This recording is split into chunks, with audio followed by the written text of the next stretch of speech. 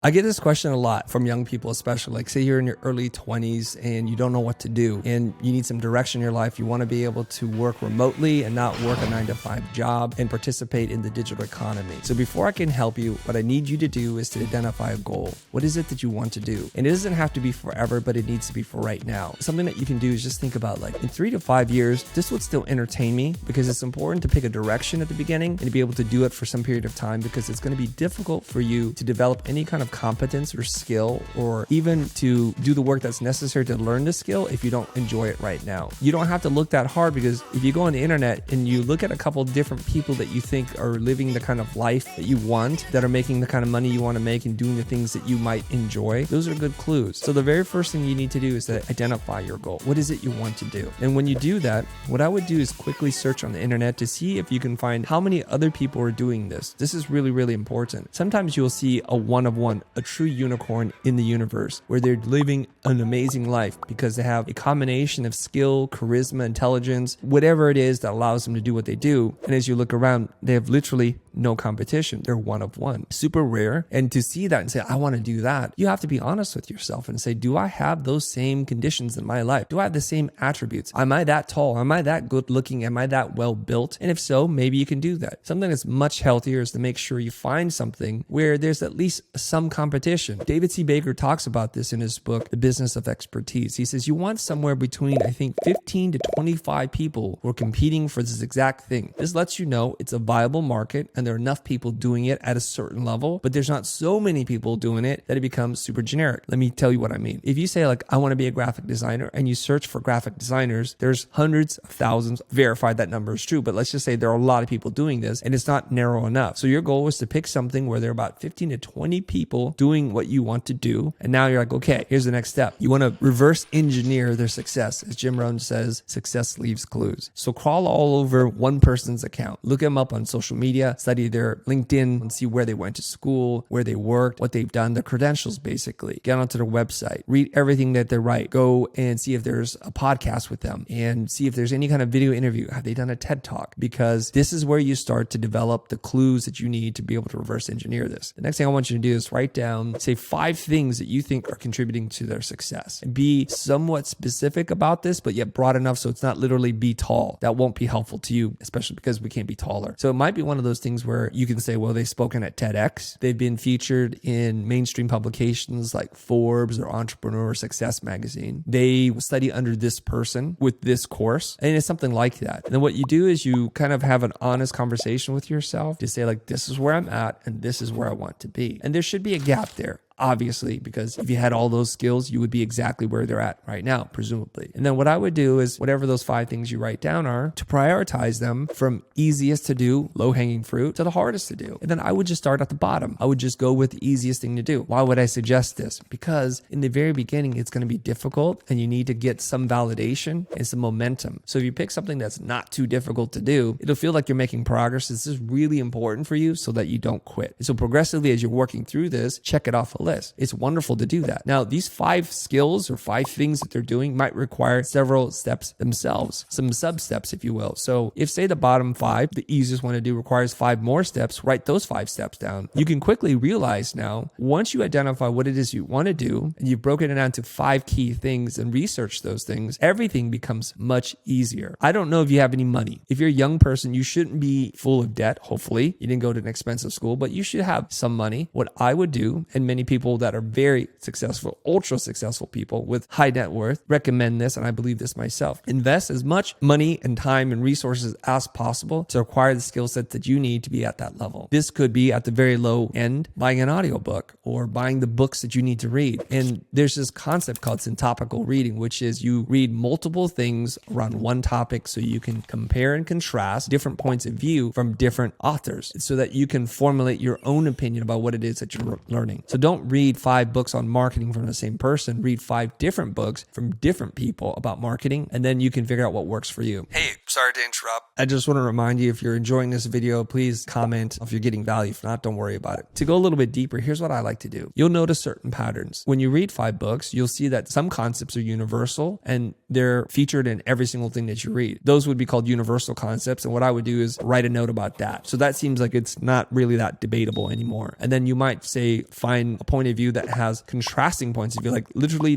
the opposite points of view. And if that's the case, what you can do is make an argument for each and then figure out where you net out on this and adopt an opinion, either of one or the other or some hybrid opinion. So this is how you start to develop your own knowledge, and you're learning how to learn. You're becoming an autodidact. What's really important here is not only that you read the material, but you absorb the material as if you could teach the material. That's a level of mastery that you want to get to. Oftentimes I talk to people and I'm like, hey, have you read that book? And they're like, yeah, of course I read that book. I said, tell me one thing you've learned about it. What did it teach you? How did it change your life? What is one thing you were able to apply? And then you get that deer in the headlights look, a blank stare. They can't recite even one concept, not even one. I'm not talking about summarizing the whole book. So what did they really do? And I think sometimes in our culture, especially if you're around academics or people who pretend to be really smart, they talk about the books they've read, but you can tell that they didn't really absorb any of the material because they don't seem to apply any of it and they can't recite any of it. And this is really important. So don't just read to finish the book. So this is where I'm going to suggest that you don't do the fast food model, where you do the slow digestion model, which is take it a little bit at a time, write in the margins, highlight a few keywords, ask yourself, how could I apply this? Who else could benefit from learning this and make the most out of this? And that's just from books. And books, I think, are pound for pound, dollar for dollar, the cheapest and the highest ROI, return on investment, that you can have. You can, of course, if you love the book, go a little bit deeper. Maybe that same author has a digital course that you can take. Maybe now we're talking about a couple $100. Maybe they have a small mastermind or a live coaching program. I would definitely encourage you to look into this to see if this works for you. At this point now, I think you have a pretty good game plan. The last thing I would tell you to do is be somewhat patient with yourself. Don't be in a rush to develop these skills. True skills that are valuable, skills that people will pay money for, take time to master and to learn. That's why they're valuable. If everybody can learn a skill, then obviously there's going to be a lot of people doing it and therefore decreasing the demand and supply for this, right? So once you acquire these skills, what you'll see happening is you're going to be transforming as a human being. This is why it's called personal development, because you're developing yourself. Your sense of self-confidence, self-worth, self-esteem will rise. If one of the steps is to be a TED speaker, well, that's not so easy to do. First of all, you have to have something to say. You have to get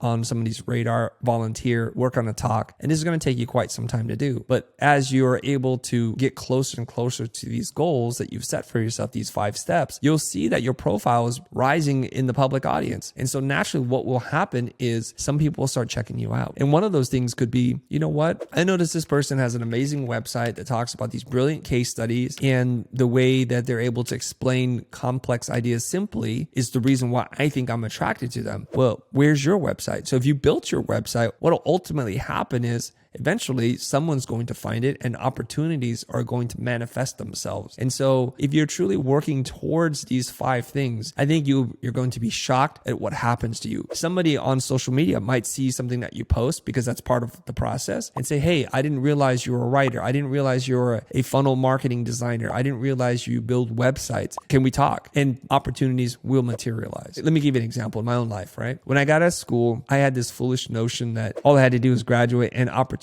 going to come and find me. That was not the case, obviously. It wasn't obvious to me at that time. But one of the things that I did, which did help me to generate some of the first leads that I got, was my work was featured on Adobe After Effects software. So they sent this out to tens of thousands of people, and there were 5 students who were featured on that, and I was one of 5. And it just so happened that I lived in Los Angeles, and a lot of motion design studios were here in Los Angeles. So they just started to look me up and call me and say, hey, are you interested in working on a project with us? Would you come in and freelance? And so opportunities just materialize without me even going after them. You see what's happening here? It's really important when you break down these 5 steps that you actually put into motion those things, because while you're still learning the skill, opportunities are going to present themselves. At least that's my opinion. Those are my tips. If you're 20 years old, out of school, trying to figure out how to escape the 9-to-5 rat race, follow those steps. If you have other questions, if you're specific and you keep it succinct, put it in the comments below and I'll do my best to answer it.